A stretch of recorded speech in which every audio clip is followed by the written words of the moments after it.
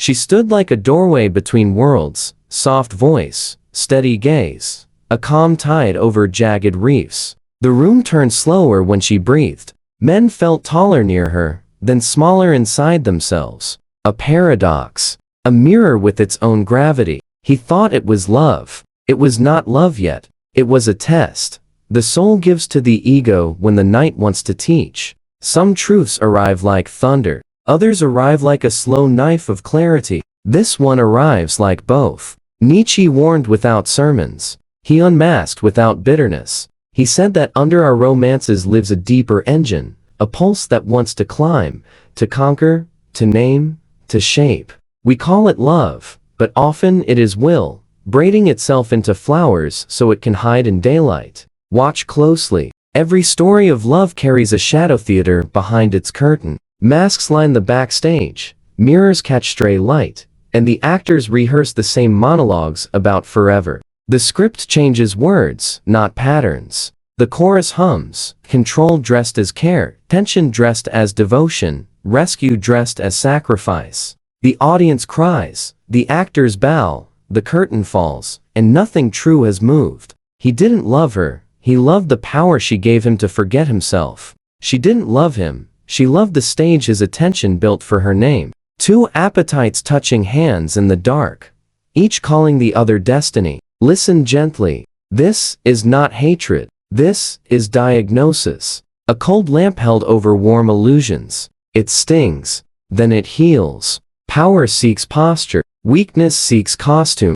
One creates, one performs. One blesses, one bargains. When the will is honest, it builds temples of trust. When the will is afraid, it builds cages painted with roses. You will know a cage by the way your lungs begin to bargain with air. You will know a temple by the way your breath remembers how to be simple. Some women embody creation. Their strength is not a snare. Their beauty is not a trap. They are rivers for potential, gardens for courage, horizons for focus. Stand near them, and your purpose stops shaking. Your voice lowers to its true register. You become more of yourself, not less.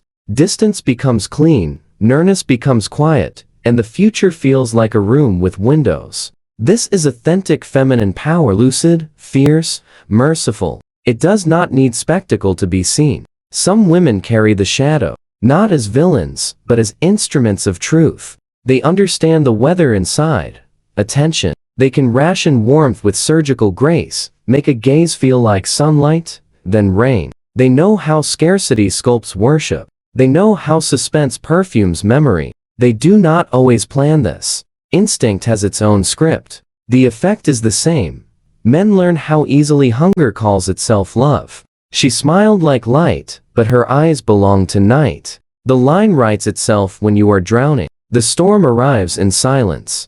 Your friends say, be careful. You call them cynics. The mirror says, beware. You lower the mirror. The serpent of desire coils around your excuses. It feels like music. It is a metronome for forgetting, a rhythm for vanishing from your own life. Control thrives in fog. Connection thrives in daylight. Fog flatters. Daylight clarifies. Fog says, prove it. Daylight says, be here. Fog demands fealty to shifting rules. Daylight asks nothing but truth and a steady pulse. If your days become negotiations with a mood, you are tithing to a throne that will never crown you. If your work shrinks while your longing grows, you have entered a chapel that sells candles and keeps your fire. The instinct of weakness invents morals to punish strength. It praises softness while plotting capture. It names discipline, cruelty, excellence, arrogance, and direction, coldness. It flatters your wound, then invoices your future. Beware praise that subtracts your spine.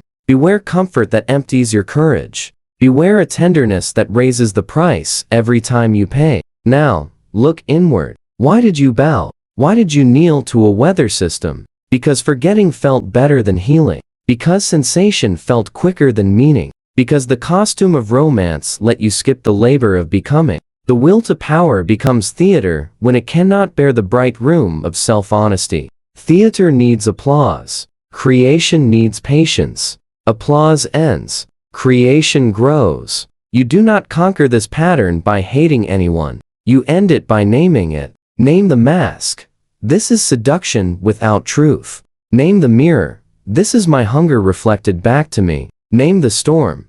This is my fear of stillness spinning the sky into omens. When you name a spell, it loses a syllable of force. Keep naming. The rope grows slack. The mind returns. The weather changes. Ask one question after every embrace, every silence, every perfect sentence. Am I larger or smaller than before? Larger means more free, more focused, more quietly brave. Smaller means more dependent, more dramatic, more easily steered by absence. If smaller, step back. If larger, step closer. It is not cynicism. It is stewardship. There is a way to love that refuses theater. It feels like crystal water. It has temperature. It has weight. It lets you keep your mornings. It leaves your work brighter. It steadies the hand you use to lift your future. It does not punish you for being whole. It does not tax you for silence. It does not hide its terms under breathless music.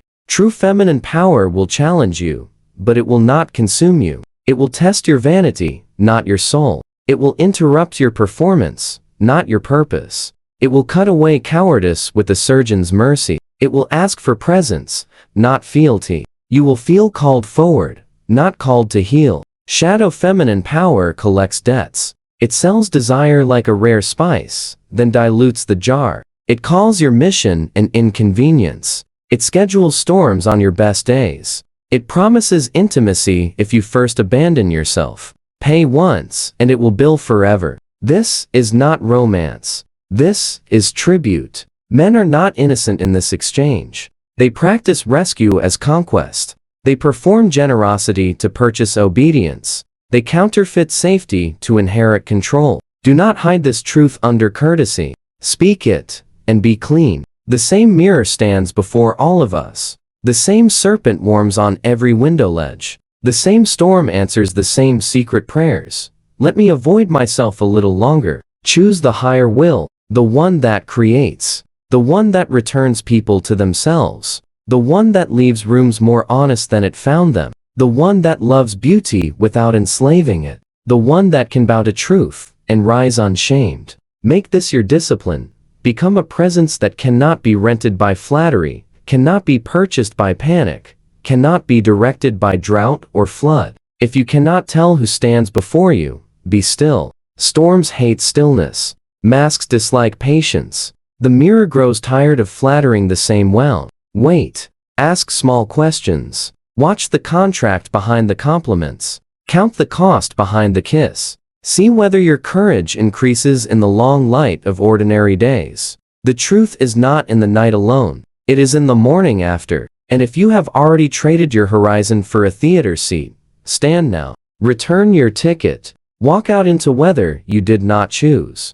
Your lungs will remember. Your hands will remember. The road will not bless you with confetti. It will greet you with distance, and the distance will make you new. You will learn a clean hunger. You will learn a quiet fire. Forgive the actor in you. Retire the director in you. Bless the builder in you. Learn to sit beside beauty without bargaining. Learn to hear the difference between silence that heals and silence that hooks. Learn to praise what is true and walk away from what is merely expensive. Then love will find you working, and work will find you loving, and power will become service without losing its flame. Let the masks fall. Let the mirrors speak once, then rest. Let the serpent sleep on wisdom's hearth. Let the storm water the fields and stop pretending to be a god. You were not made to be conquered by atmospheres. You were not made to be crowned by cravings. You were made to become a weather that grows. What is good? When she smiles, look for daylight in the gaze. When he vows, look for room for your soul to stand. When your heart races, invite your mind to walk beside it. When the music swells, turn down the lights and read the contract. You can love fiercely without losing direction. You can want deeply without worshiping hunger. You can share power without building cages. Walk now, slow, bright, unbending. Carry a calm that outlasts thunder. Keep a flame that warms without burning. Speak less and mean more. Touch the world like a craftsman, not a collector. Let your life be a chapel where truth is not rehearsed, but lived. Don't chase the surface of desire, learn to see what hides beneath it. That's where truth begins. Subscribe to Paradox Atlas, where philosophy meets real life.